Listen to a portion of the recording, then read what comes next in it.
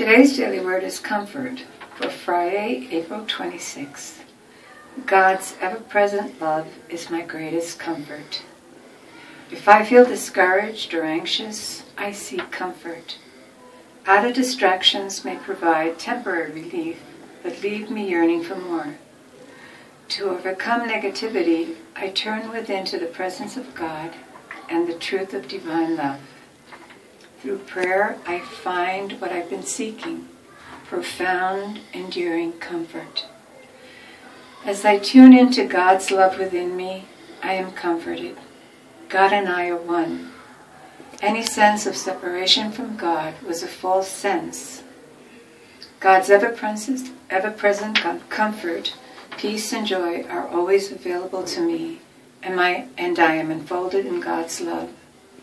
Attuned to the presence of God, I experience the peace that passes all understanding, and my soul is soothed. God is indeed my help in every need. And the scripture is Psalm 119:50. This is my comfort in my distress, that your promise gives me life.